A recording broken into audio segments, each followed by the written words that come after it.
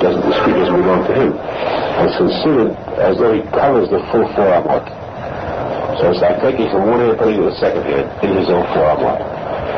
Now, once he carries 4 steps, that means he's taking it out of his private property into public property.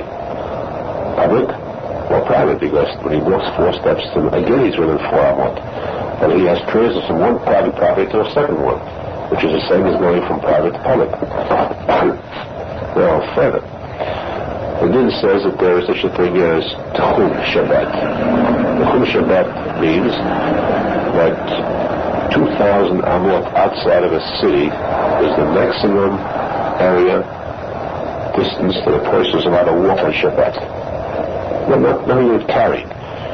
You're not allowed to walk outside of a city more than 2,000 amot. It's called Alpayim Amat Tikuney Shabbat. Have you heard it before? Yeah. It's called Tikuney. Now, 2,000 amot, which is approximately a mile, let's say, this is the maximum you're allowed to walk outside of the city. The question is whether if you walk beyond that, you have broken a law with the Rabbanan or the Oraita. Majority agree that it's the Rabbanan. Makes no difference because it's still the law of the Rabbanan is the same as the Oraita as far as we're concerned. It's a major law. Now, the Chidush here is that when he walks 2,000 amot, 2,001 amot, he has not broken the law yet. Because he still has his 4 amot that he can go. It still belongs to him. The issue is 2,004 amot, not 2,000. We always say 2,000 amot is Tikuney Shabbat. Actually, there's 4 more amot that he can stay because that's his property. When he walks outside of that, then he's broken it. And then Arizal now explains the whole secret why.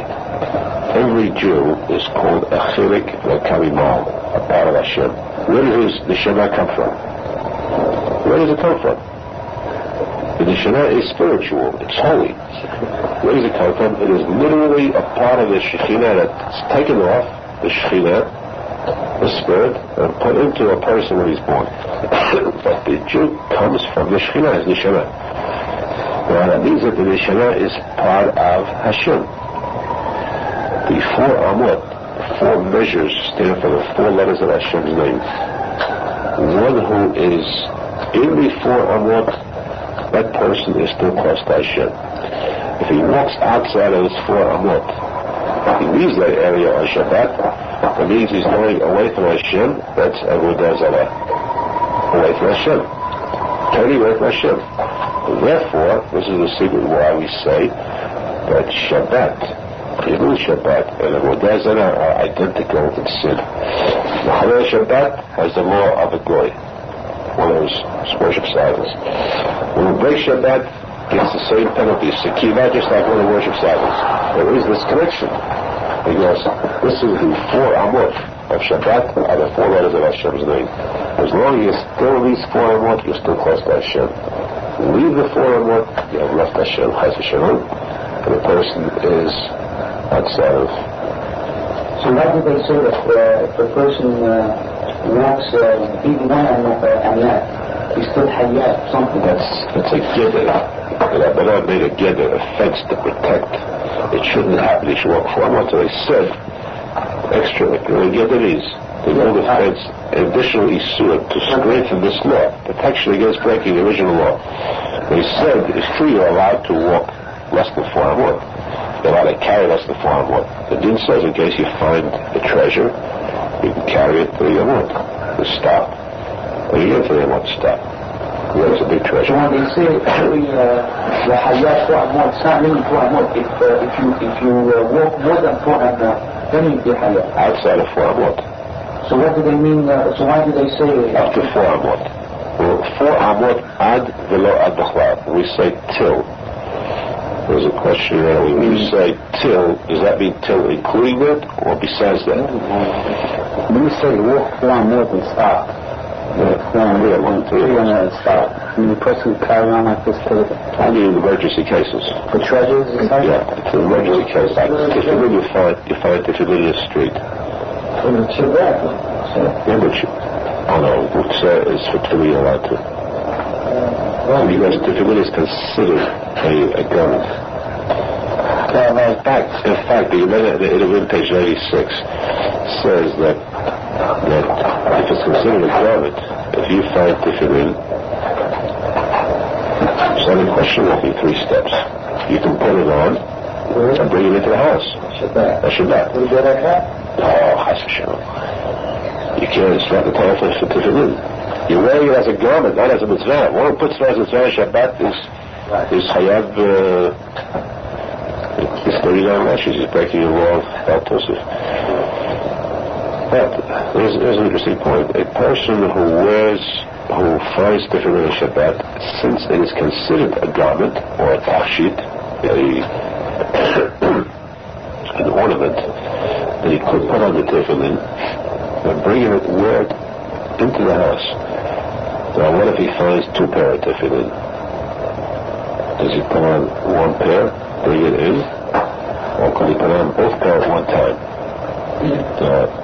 Is 2 pair considered a garment, or we say that one of them is definitely an additional item? If it's additional, it's not a garment anymore, and it's carried. So the other says that there's room on the person's head to wear 2 pair of tefillin at the same time. So therefore, since there's room enough for 2 pair of tefillin, you can have the 2 pair of tefillin worn at one time. So a person can wear 2 pairs. Let's say the question is, he finds 20 pairs of tefillin. How many trips does he have to make? If he finds 20 pairs, he can make 10 trips and carry them in. Do you make this a panel? I said you can't on it. You can't. Somebody properly. So you have to wear it properly, right? Oh, there's Shabbat. Yeah, even if you don't have room for 2... Because then it's not a garment anymore. If you put it on elsewhere, it's not a garment. It's not an ornament. If you put it on your neck, that's carrying a Shabbat. A person goes home on Shabbat and he sits sitting on his porch and he wants candy. A piece of candy in his pocket and he eats and he forgets one ordinary in the corner light. When he takes off his coat, he goes to sleep, he gets up, puts on his coat, not thinking about the candy. Why don't you ask the question briefly by saying, a man's outside, he suddenly feels like he finds a piece of candy there. Yeah, but why is he walking, he finds candy in his pocket? Yeah, and now the question is if he stops or if he goes, there's the big question. So why do you have to go to the store where he took his ate the candy with it for What do you mean by stop? What do you mean by stop? Sitting or standing stopping? Standing stopping. For how long? For a second. Right. You walk it like that. Yeah, the difference is when you stop your shelter, then you continue walking. So you drop it right there. You stop and you drop it right there. You're still walking, you didn't lose anything. I can't see anything at home, though. Andrew, smart. You got a question up here. Yes, you're not. Hold up here. No shit.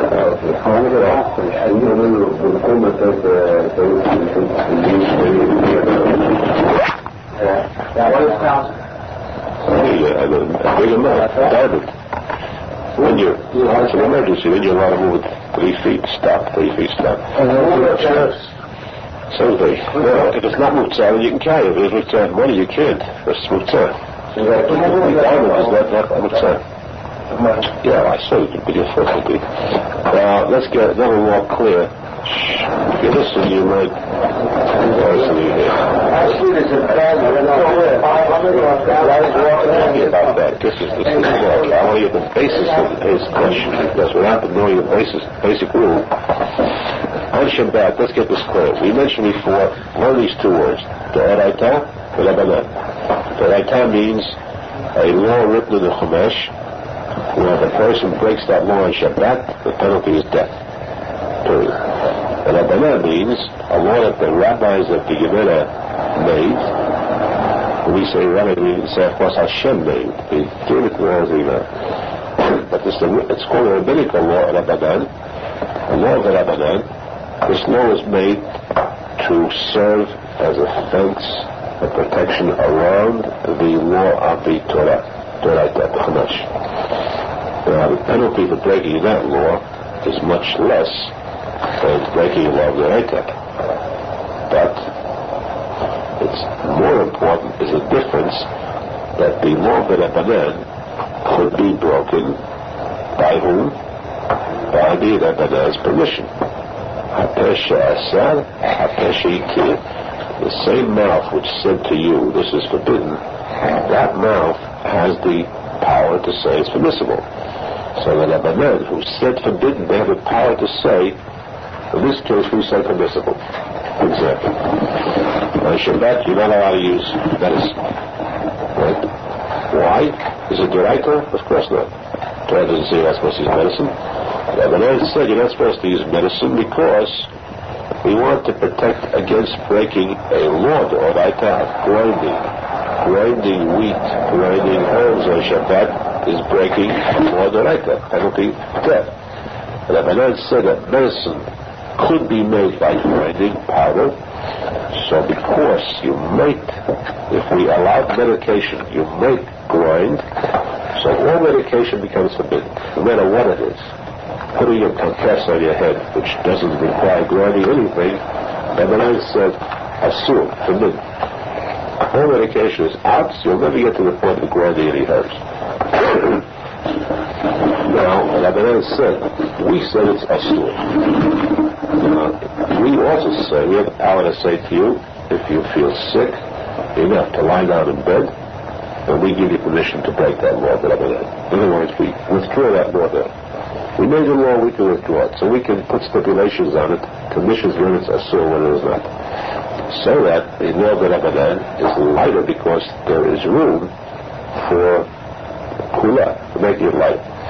For example, too, the Rabbanan said, we say that, let's say the 8th day of Pesach, what kind of a law is that? Rabbanan. Not to eat matzah.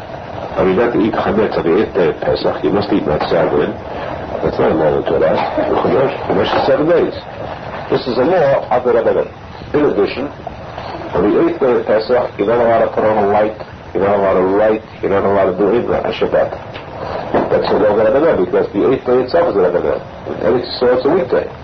Rabbanan said that since it's our law, in case of sickness, we allow you to break it. In case of a person passes away, we allow you to dig. Digging is one of the 39 acts. Dig a grave, all that kind of work you're allowed to do. In case of sickness or in case of death, we withdraw this whole law. If the Pesach is like a weekday to you, this is the power to do. Now, keeping that in mind, let's get on to the difference on Shabbat. Carrying on Shabbat. Carrying on Shabbat, the law of the Oraita, which means the original basic law, which is a death penalty, requires 2 things before you break that law. One is called Akidah, the other is called Halacha. Akidah and Halacha, which means, first, there's an item lying on the table. In order to carry this item, you have to pick it up. That's the first thing. And then carry it 4 feet, or carry it outside, even 1 inch. From your house to the outside, even 1 inch is carrying. You haven't broken the law yet because you only picked it up and carried it. There's a second part of Halacha, which is to put it down. Right? So it requires 2 parts. Picking it up, which means drawing it away from where it is now, bringing it to a second place, and depositing it, putting it down in this new place. Out of private property into public property. Now, we just explained that walking 4 feet in the street is the same penalty as carrying from the house to the street. That means that if you see a thing lying in the gutter, pick it up, you've done nothing yet. Walk 4 feet, 6 feet, you've done nothing yet. Put it down, then you've broken the law. You have to pick it up and you have to put it down afterwards. This is the Oraita. After you carry it 4 feet, or after you brought it outside. Either going inside to outside or in the street more than 4 feet, 4 amot. We use the word feet, but we mean amot. So you have to have these 2 points in order to be willing to commit the sin of Shabbat, according to the Oraita of the Torah. Now, what if, let's say, a person picks up this item in the house, right, and he carries it outside. He walks around the block. And he comes back into the house, and he puts it down. Does he get a death penalty for it? Zero. Nothing done. Because he picked it up here and put it back in the same place. He carried it outside, he walked all the way outside, but he never stopped to put it down. So therefore there's no sin at all committed according to the Oraita. Now the Rabbanan come along and say, we put a fence around this law. The fence is that if you make either one of the two, either Akira, pick it up, or put it down, you've broken the law of Shabbat with Rabbanan.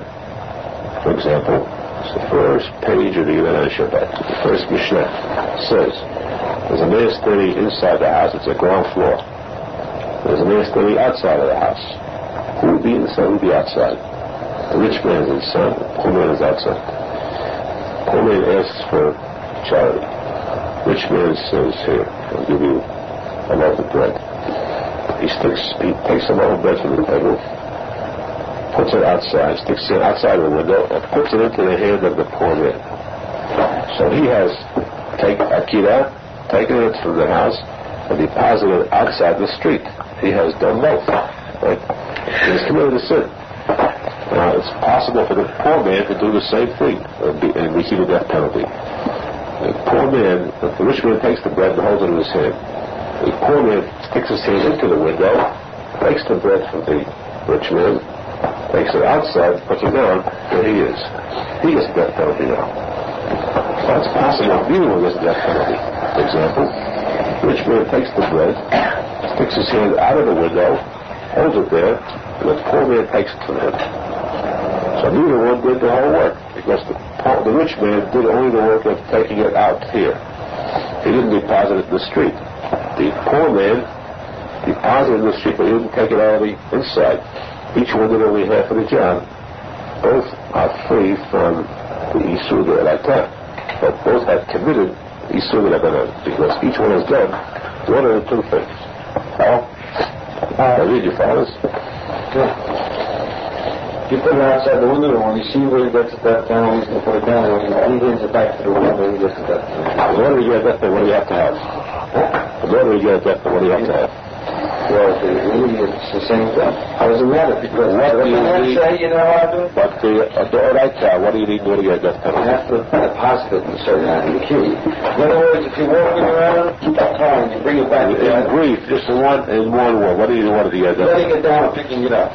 Slowly. Both picking it up and putting it down, both of them. Right. Rabbanan is either one of the two is breaking Shabbat. Right. Now I have to get to the point. If you have this basic rule, now you get to the point. You have to interpret the word picking up and putting down. This is the point. That's not like picking it up. You have to pick it up with both hands. You have to put it down with both hands with one hand. That's not what's not Halacha. Halacha means, Akira Halacha means, let's say a person is standing in the street and somebody puts a dollar in his pocket or a handkerchief in his pocket. He's standing right there. Did he do anything wrong? Zero. So far, he didn't do anything wrong even according to Lebanon. There's a handkerchief in his pocket. He doesn't pick up the handkerchief. He just standing, he just starts to walk. Immediately moves his foot. It means he has moved the handkerchief from its resting place. By moving one step, he has made the first half of the sin. Now, as he goes on, after 4 steps are over, when he stops, just by stopping alone, not by putting the handkerchief down the floor, just by stopping, the handkerchief came to rest. So he has done both parts of the sin. He didn't touch the handkerchief at all, at any time, right? But by walking, starting to walk, and by stopping after 4 amot, he has committed both halves of the sin, and he gets a death penalty because he broke the law right there. Which means now, your question, the person walks out on Shabbat. In the middle of the street, as he's walking, he touches his pocket and he feels there's money in it, or somebody else. Candy, handkerchief, anything. He feels in his pocket while he's walking. So the Gemara says, don't you dare stop. I know, I learned this thing, right? If you stop suddenly, you find that you stopped. You just broke the law of Shabbat. What does he do right there? So if you're walking along, you find your pocket, you would keep walking, All day long, you're not breaking any law. You're walking to shul, say. You're going to the shul. Right. So, coming to shul, if you go into shul, that doesn't, because in the street is nothing. There's no halacha. But if you go from the street to the shul with this in your pocket, Go from the house to the street to the shul. you found it in the street. You didn't find it in the house. Out of the house was shogeg. It was unintentional. Right. Forget about that. But now it becomes intentional. Here on it, it's with knowledge and intentional. It's with knowledge, but if you learn the law, that you're supposed to keep walking. He's coming to that now. Finish it. You wait. Hey, baby. ABC. So now, the minute he touches his pocket, there's no more shogeg. Now on it, whatever he does is deliberate. Right. And now deliberately, he's got to be careful what he does, because he can break the law now deliberately. He found it in his pocket. Number one, don't stop, because that kills it right away. So he keeps on walking. He gets to his house or to his. If he walks into the house, the minute he goes into the house, that's it. He has made the halacha. He's deposited. He can't walk into the house now with it. It's true, he walks in, he can't get a death penalty because he's only making a halacha. The second half of the work will be breaking a law of it. So that he cannot do. That he cannot do. What could he do? It is called law of kilachayad, which means one of two things. While walking in the street, don't stop. Let it fall out of your pocket. Push it out. Let it fall out of your pocket. Push it somehow without using your hand. Without using your hand? Without using your hand? In an unnatural way. And not in a regular, normal manner. You put your hand in your pocket and take it out, that's the normal way. That's breaking, that's putting it down, that's breaking the Shabbat. So you do it where it falls out. Your elbow, you stick your elbow inside your pocket and you get it out that way. Anything which is not normal.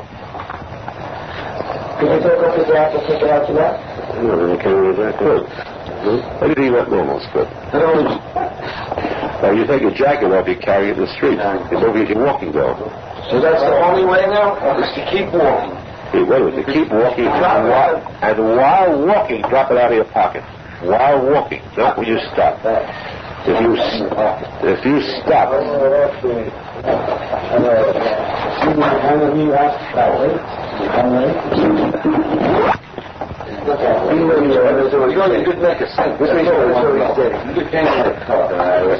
That's all right. That's Epshel. It's a beautiful story, but it's too long. Let's finish our story first, then we'll come back to the story. Remind me. That shows you even somebody who commits a crime can bring out a good story.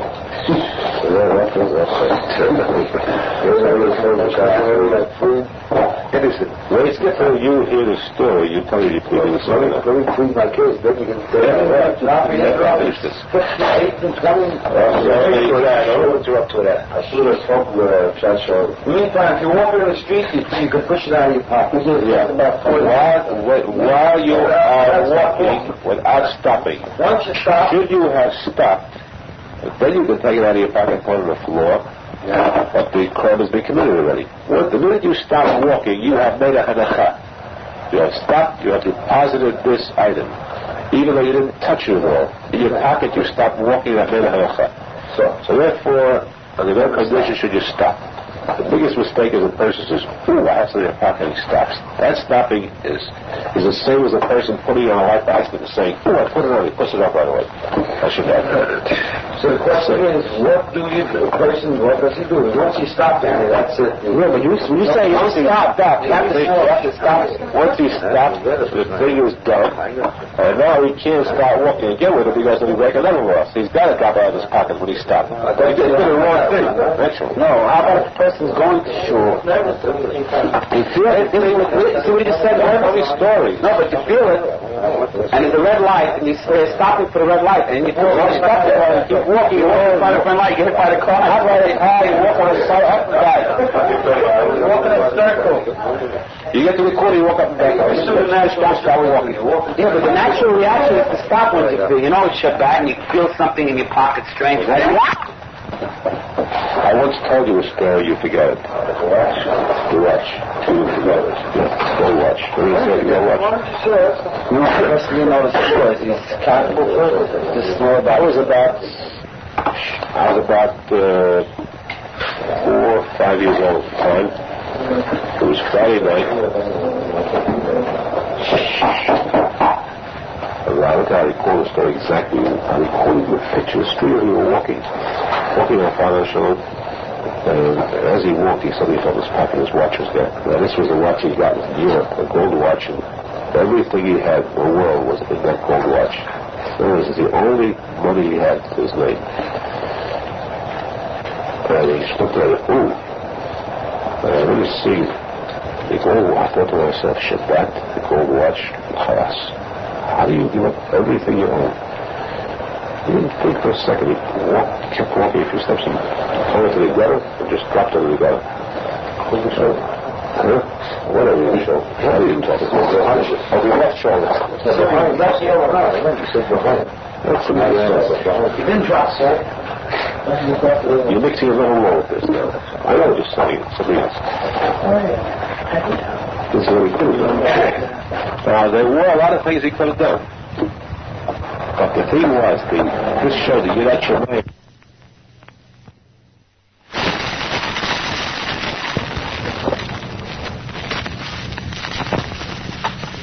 Also, law in the Bet Yosef, which the Bet Yosef did not include in the Shulchan.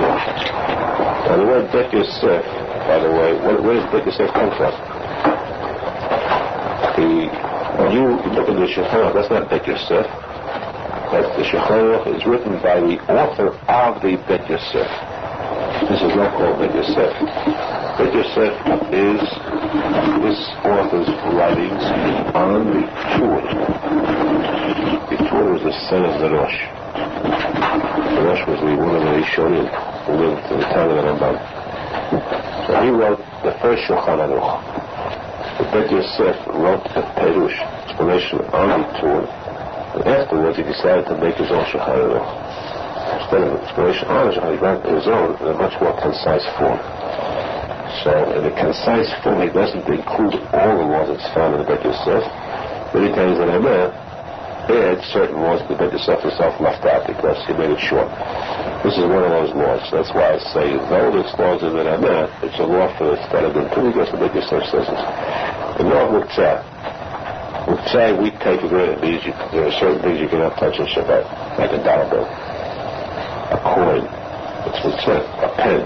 You can't touch it on Shabbat. The law says that the Chidush, the law of Muktzah does not mean, it's mistaken to say it means you can't touch money, you can't touch a pen, you can't touch tools. That's not true. You're allowed to touch them on Shabbat. There's no law saying you can't. You're allowed to touch. Muktzah means asur b'tutu. You're not allowed to move it. You can't move the Muktzah. And this would mean, according to this, it would seem, would appear to us, that you're allowed to touch anything. You're allowed to touch a car. You're allowed to touch a tree. You're allowed to touch a tree. You can't move a tree. A car you could move. Say you're allowed to touch a car, but you can't. The springs of the car could make the car move. Now, even 1 inch, you press down on the car, the springs will have it move, and that is Muktzah. Up and down, so anything. Moving it 1 inch in any direction, even a fraction inch, is moving. So to put your hand on the car without moving it is permissible. It's not Muktzah in the sense where you can't touch it. You could. You can't move it. A tree is the Chidush, for one thing. A tree on Shabbat, and this is a very important law to spread, to save people from committing a sin of this. A good solid oak tree, you try and move it, bang your head against it. You can't budge that tree 1,000th of an inch, right? So you would say, since this tree cannot be moved, fine, you can touch it. What would it say? You can push it. A car you can't push, but a tree you can push. How about not pushing it? How about just leaning against it? This is Haram on Shabbat. It is forbidden for a person to lean against the tree on Shabbat. Sure, walking against hedges. Well, don't mix those things. Don't add your own opinions. You have to know the basis of the law. A tree is forbidden to lean against on Shabbat. Now, many times you walk in the woods on Shabbat. Walk in the forest.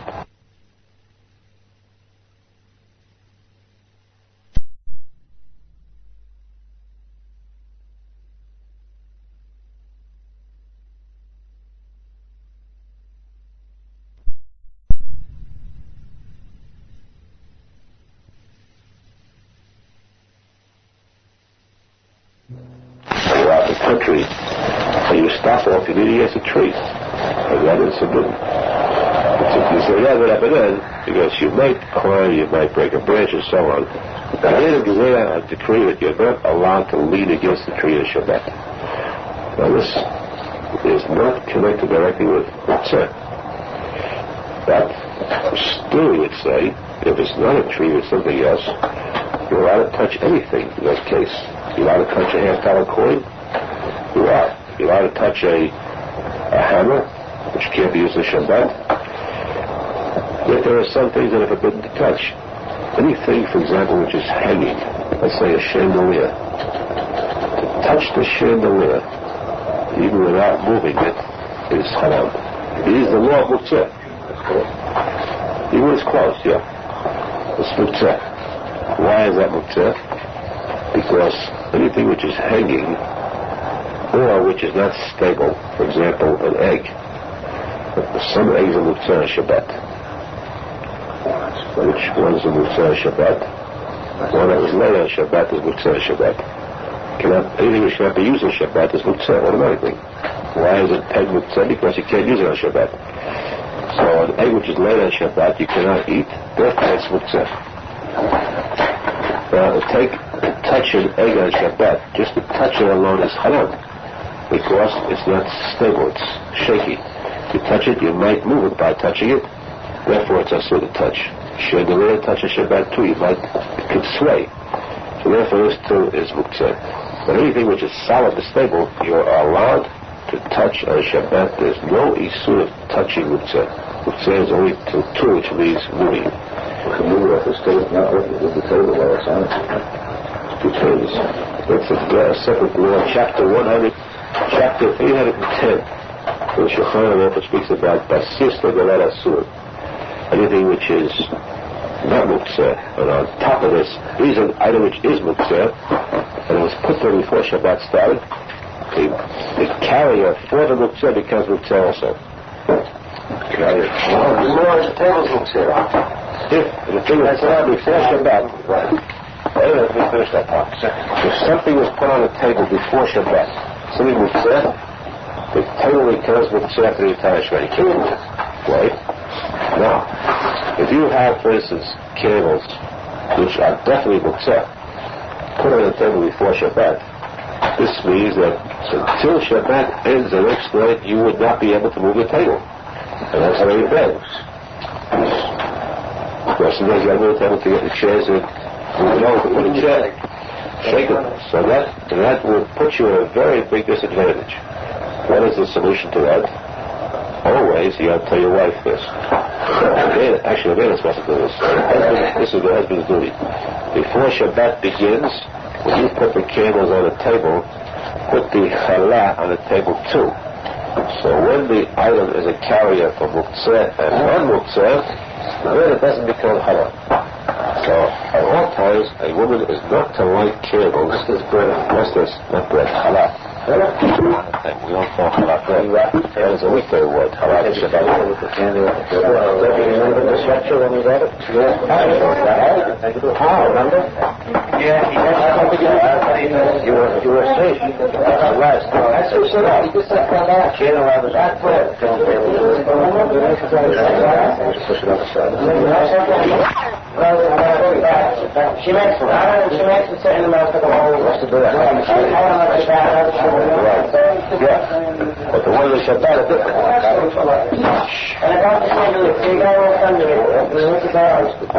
That's accidental. What if a person, like the story was up back when he didn't know the law in that sense, he thought to get to the destination, he was doing the right thing.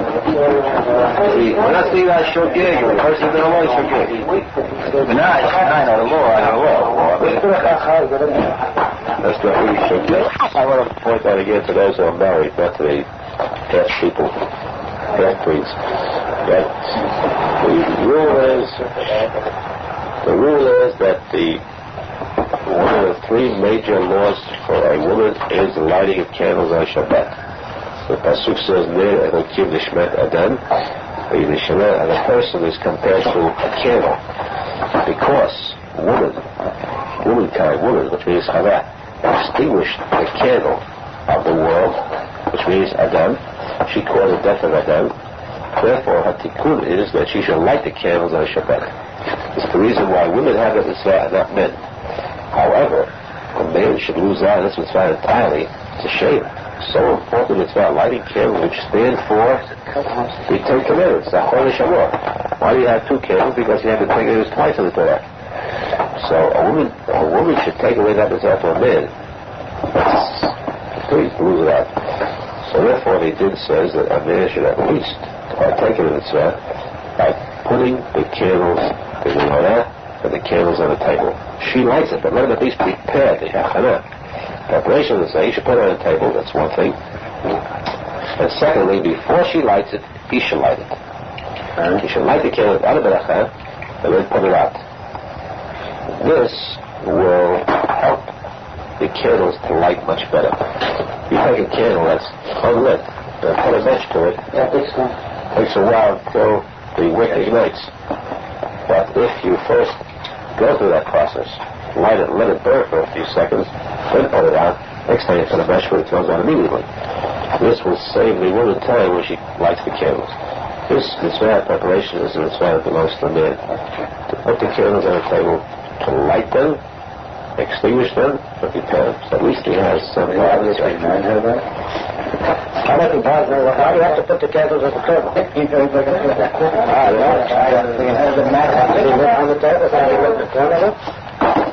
Well, the place for candles, place for Shabbat candles is the table where you eat. One of the different places. And it stays there all night? It must be all night, all day, until after Shabbat is over. This is a law, by the way. Again, by the way, I'm giving you a few guidance here that I want everything. That's a small thing. You have to explain how to do it. How to do what? How to clean the table. You don't clean the table. What do you mean? Clean what? My children, it's ridiculous. It's unbelievable. So you take a small table and put it over that one. Or else you could pass the floor. How do you wrap the table? You do. I don't know. You'll have to move it. What do you wrap the table? Paper? Good. What is it? Is it paper that absorb the... Yeah. You allow to have paper absorb water? Yeah. As long as you don't press on it. You take a napkin and lay it flat on top of wood and spill out. Wow. Right now, I question it. Let it lie, it'll soak in, and then you'll just throw it away. Well, you can wrap it yourself? You press it, you squeeze it, and there's a soup. Is that a much only after having candles? You can have it in a picture on the center of it? That's your own. It must be on the table where you eat. Yeah, here's the Jewish. What you like. Unless you have cases where you have, let's say, a lot of people at the table. But you light them on the table, you couldn't move after all. The man, it's not Shabbat for the day yet. So the man is moving on the table to another, right next to a different table already. Well, actually, when they said that, actually, when they're lighting the candles on Shabbat, this means the spiritualized side. What does it mean spiritualized? Physical eyesight. Physical.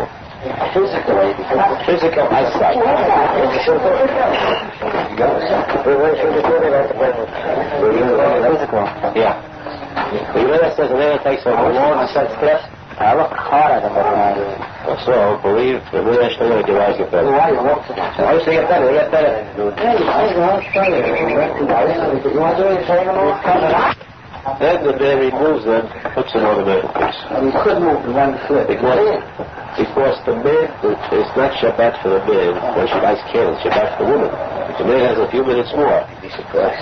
They're coming to shul and ready. Yeah, that's right. Yes. You're supposed to write it before you go to shul. I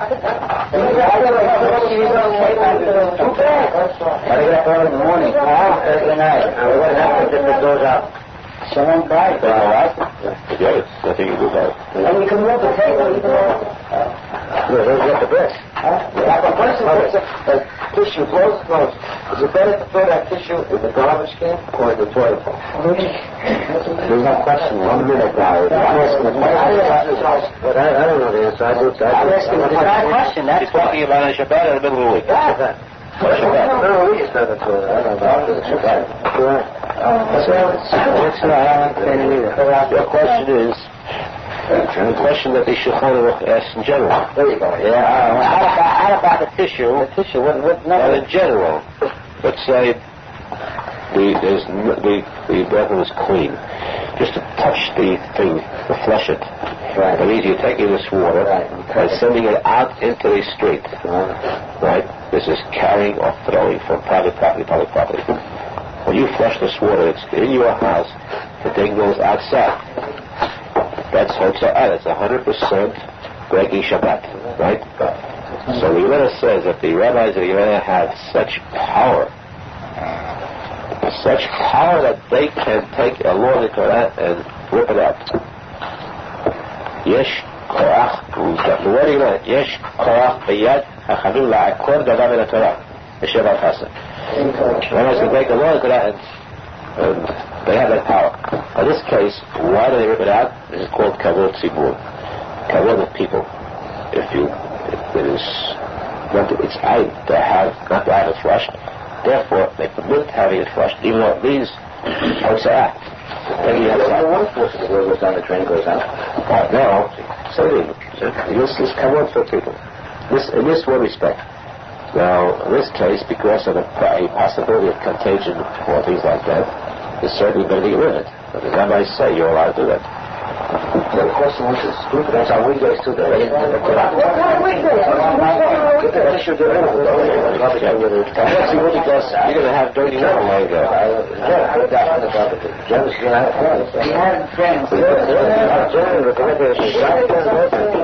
I started to say before this Kiddush, I thought it was a diamond. This you will not find in Shulchan Aruch. This you'll find only in the Arizal. Arizal says that on Shabbat, when you make Kiddush, by the way, I'll get to it in a second. When you make Kiddush, one of the prime purposes of the Kiddush is the eyesight, we said. When you say, there are two parts of the Kiddush on Shabbat, by Chul Shemay Ba'aretz, the first half, and then the Beracha, the second half of the Shabbat. The word the Parachur has exactly 35 words in it. The Beracha has 35 words in it too. A total of 70. The Beracha has 35 words? 35 and 35, total 70. 70 in Hebrew is ayin. Ayin is 70. The word ayin means eye. The word for wine, the Kiddush of wine, is yayin. Yayin, the Gematria, 70 also. 70 is ayin. Letter ayin, spelled out, means I. The word ayin. The letter ayin spelled out, it makes the word ayin. I. I is E-Y-E, U is E-W-E. Right? Right? Think for it, right? E-W-E is you. That's right. The sheep was you. Sorry. That's fake. Look at the message now. Both of these refer to the eye. Therefore, the whole Kiddush itself is a refuah for the eyes. During Vayachulu, when you make Kiddush, Vayachulu, you should look at heart, so you don't look into the Sidur. When you say Vayachulu, you're supposed to look at the candle light. And that's why they should be on the table. The real proper way is to have the candles on the table the whole Shabbat. an emergency, you have a big crowd at your house, you can't help it, then you move it over to the middle piece or somewhere else. In the room. The whole beracha is hot? Well, just for this reason. Like who because you have the candles, the beracha have to look at the wine. So the first half, look at the candles, second half, look at the wine. Now, the one who's saying the kiddush doesn't know about hot so well, so he has a problem. He keeps glancing from this to do it to the candles, to do it to the wine. Like those listening to the kiddush, they have this problem. Otherwise, the family could look at while the father says the kiddush, the family should look at the candles during Vayachulu, and look at the wine cup during the second bracha. When he's finished, kiddush, then the kiddush should be said standing, not sitting. It should be. Must be what's the difference? What's the difference? Must be angry. And Shabbat if he's done standing too? Yeah, that was the Shulchan usually say sit down. He says so. That's like Friday night. That's not what you're talking about. Friday night you're supposed to say standing up. You're supposed to, okay? Friday night, Yom Tov night, say it standing up. You drink the wine, you drink it sitting. So go ahead and drink it if you want to. Now, once the father has finished the kiddush, what does he do? He takes some for himself, he gives some to his wife first, and then he gives to the children. Let's say that there is not enough of that cup to go around, so he adds from the bottle of wine to the cup. And then for that cup he holds, he adds the red cups to give them. Each one has a little empty cup or an empty glass, but it's got to come from the kiddush cup. So before the kiddush cup is ended, while there's still some wine in it, he adds more to it, because if you finish it, you're not adding anything from the bottle. It's just, there's no more kiddush wine left. As long as there's some left there, it becomes mixed with this, and it's still good. Now, after he's finished handing out the wine, he should be sure to leave over a little bit wine in that cup. Don't empty it out completely. This is really a kiddush. That little bit wine, leave on the table. When your wife cleans the dishes Friday night off the table, don't touch that cup of wine. It must remain there until after Shabbat is over. This, the Arizal says, is so important. Nobody knows this from the Menachem Mendel Schneerson, but it is so important. There's a lot of Kabbalah involved. It's very important tikkun. The kiddush wine on the Shabbat is so important for the malachim, the angels that come inside the house and so on. In any event, it's a major item to remember never to remove the kiddush cup from the table until after Shabbat is over. That must remain on the table. What cup you use for Shabbat? Say what? Before it up. Wash it out. Why didn't you put it someplace else? Well, you wash it out.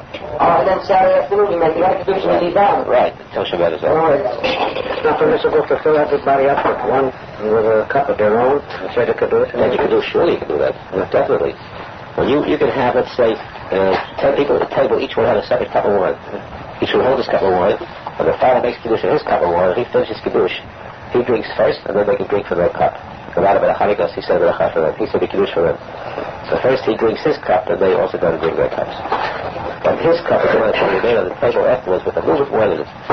This doesn't mean a cup full of wine. It means a little drop, about, let's say, quarter of an ounce. Quarter of 1 ounce. Just, it's got to cover the surface of the bottom of the cup. It could be even a 1/16 of an ounce, but it must cover the entire surface with wine. And that should remain there. It's a long, complicated Kabbalah reasons, of course, of the sort of Sfirot and the Sheikh and the Shtalshalut and But anyway, this, as we said in the Kabbalah, we have to know to believe that this is vitally important. When the wife lights the candle, the Shabbat officially ends the second she also goes one or officially finished Friday night. I mean, not after the first night. No, what I'm not saying is, the lady makes a beracha while she's out of the first one. Well, that's what she wants, she waits till she finishes Friday night. Let's wait till she finishes the last one. If she makes a beracha, she can't light anymore. But that's not, she's lighting one and doing the beracha. She can't. You can't say a beracha till we're all finished. Look. Once she finishes,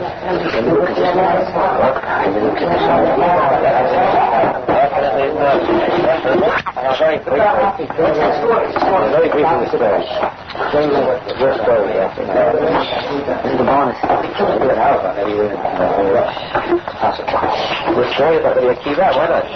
Half a day he used to look at me. I knew my house, well, he wouldn't let me. He wanted to hear the story. We have to learn a lesson from him. I knew my house, well, he wouldn't put it.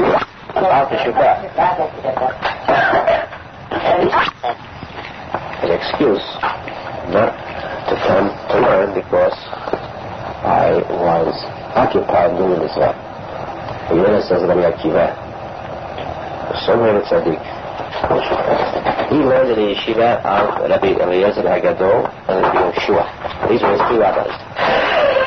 There is a law in the Torah which says that a Kohen cannot go to the relative's funeral. Cannot go to any funeral except relatives. 7 relatives only is allowed to attend the funeral. 7 relatives are the 2 parents, the son and daughter, brother and sister, and wife. Those 7 cases, the Kohen is allowed to go to the funeral. Now there is a Kohen Gadol, there is a chief Kohen, who is so holy that he can't go to the funeral even of his own parents. No funeral. His closest relatives, he cannot attend the funeral because he is holy. There's only one funeral he's allowed to go to.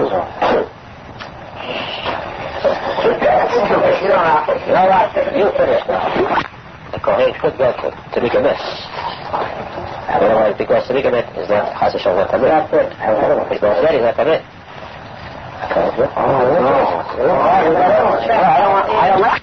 Cannot go to his, when he comes to his own parents. It's the closest, the biggest color possible. There is one case he's allowed to attend the funeral, touch the dead body, bury him and everything. That's called a met mitzvah. A mitzvah means that if he walks along in the forest and sees a dead body lying there, and there's nobody to bury this person, the mitzvah is so great that burying it on himself, first he can take a dead body and bury it. So, that's how big a mitzvah is. Imagine, this mitzvah, that mitzvah is so big that it's for every other mitzvah. He doesn't have to pronounce it to me. Nothing. Everything falls aside for this mitzvah. So big it's over. So one day, Eliezer HaGadol and Yeshua asked Rabbi Akiva, how come you came late to the class today? How come you came late?